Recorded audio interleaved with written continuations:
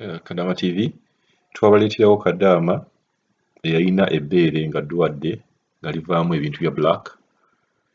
Kadaama ono alina message ayagala okubeera ng'ayisaawo n'okubeera nga yeebaza buli muntu yenna eyawandiika comment, eyasukuma message n'enzimuforwardingira n'abeera nga yaziwuliriza n'amagezi ge mwamuwa. Nina amawulire ag'essanyu agali nti boosi twamukontaktinga era boosi n'abeera nga amutwala mu ddwaliro. Manye ebintu ebimu omuntu bw'okyogerako oyinza okwesanga nga oli takiraba nnyo nti kiri serious, ate bwe muyingiramu omuntu omulala naye n'akyogerako ayinza okugamba olaba bano abantu batandise okubeera nga boogera ku kintu kino, kirabika ono Kadaama byayogera ki bituufu. Kadaama ono tulina vidiyo ze wano ng'ali mu ddwaliro, batandise okubeera nga bamukolako naye ng'ayagala okwebaza buli muntu yenna eyafaayo n'abeera nga contributinga n'abeera nga amuwa ku magezi, kuba yatandikira ku magezi gammwe okubeera kati nga Katonda yayitira omwo n'abeera nga akyamubeezezaawo, kati ali mu ddwaliro batandise n'okumuteerako ebyuma. Katumuwulire mu ddoboozi lye.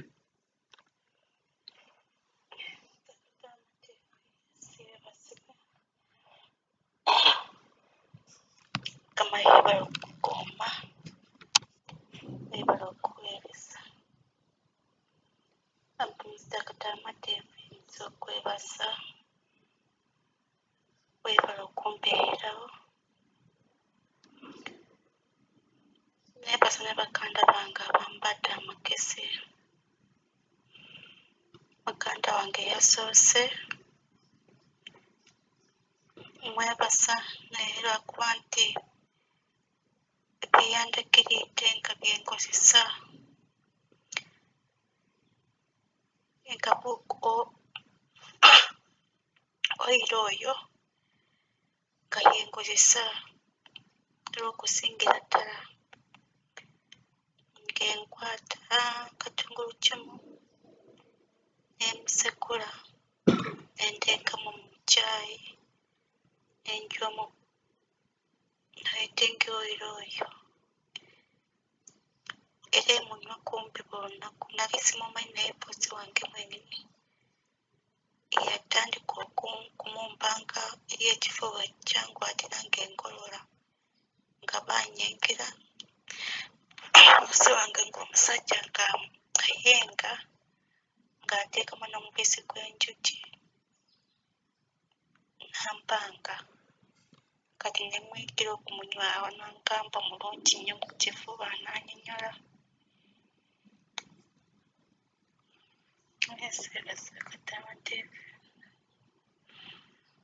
Mwebale ku lw'essaala, mwebalire ddala, Mukama abawe omukisa.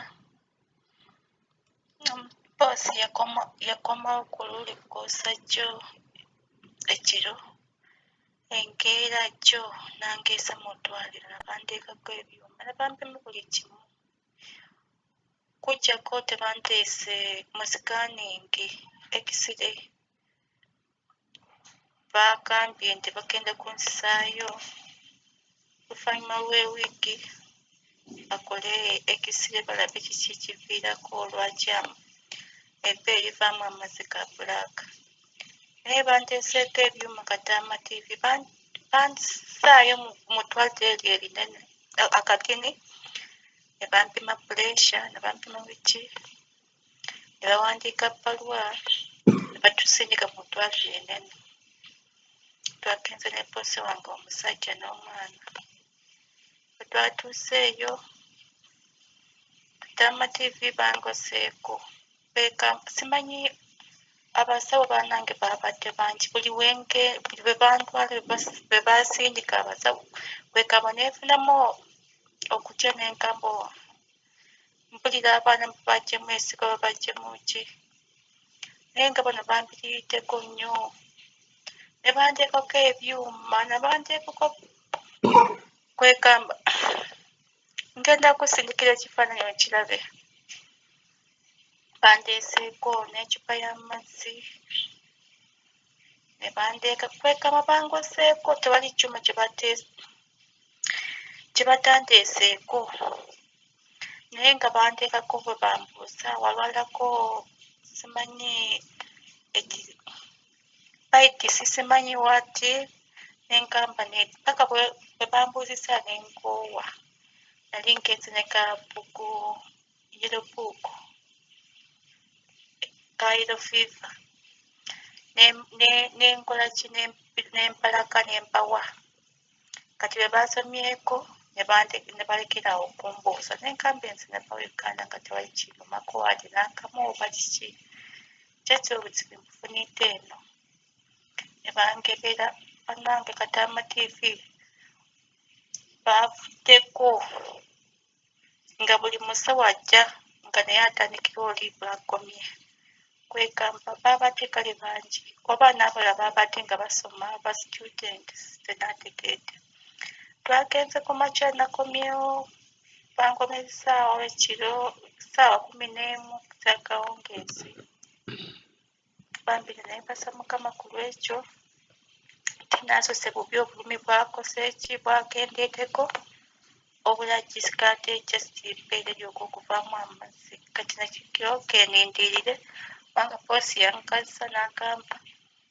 sooka okole ki bakubye eryo eddagala tusooke tulabe tukuzeeyo muntu akati bagere bakole ki sikaaningi ekisire balabe kiki ekiviirako obuzibu kati nze nabadde mmanyi nti bandeese mu kasikaani kubanga bandeeseeko ebyuma kompyuta oba ebyuma bino ebikaaba biringa gundi oxygen oba yabaddeeyo tenategeedde bulungi kubanga byabadde bingi binasiibye ku byuma kuba bwe twagenze paka bwe bangyeko nga tudda waka n'ebintu ebirala bwe bangyeko madamu eyagenze nambijjako bwe batimbye tibye ku mubiri gwonna bambi byebyo naye mwebale ku lw'esalazaamwe Mukama abawa omukisa bambi Kadaama TV Mukama akola ekyosinga okwagala mwebalire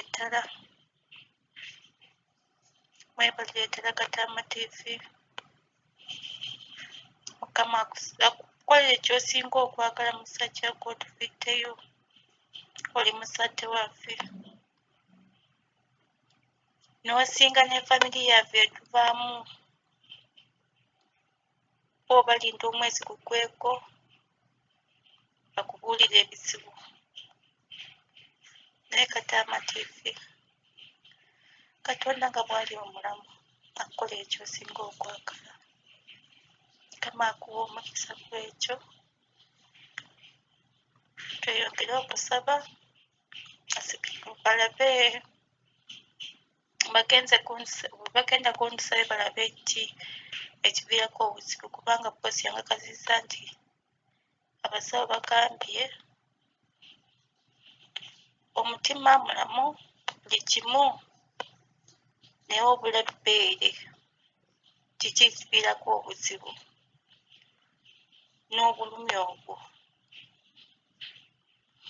naye zigenda kugamba endoba twagenze eba poosi oba yakose oba olukwe lukale weewaawo abakundi abasawo babadde bangi abalala nga bafuula mukwano gwange nga bambuuzabuuza bamanyiko olusungu oli neeyanjula n'agamba enze ndi mukundi mu Bangladesh simanyi mukundi kale nga bangolako nga banjogeresaawo nga banjeege bakoma mu kasenge nabadde n'omwana mu kasenge kokka omusajja ng'ali eyo bweru kati kale nga baavaako bali nga bali oba ngambe emulago nti emulago omunda bw'obeera bw'oyagala omunda akufiire ku mulwaddewo muteekamu sente kwegamba bali babadde nga basente baneetooloddeko naye neebasa Mukama ku lwekyo n'etteka lye banteeseeko oba bakubye mukundi mu mazzi neebaseeko essukkuse nga ziri bubi nnyo kugyako obulumi kale buliwo butini manyi obulwadde bujja bungi naye okuddayo ne buddayo mpolampola timuuna essuubi nti natereera Kadaama TV mwebale ku lw'ensala zammwe mwebale okubeererawo bannange mukama simanyi naye mukama yasinga okumanya nambi ebyo siiba bulungi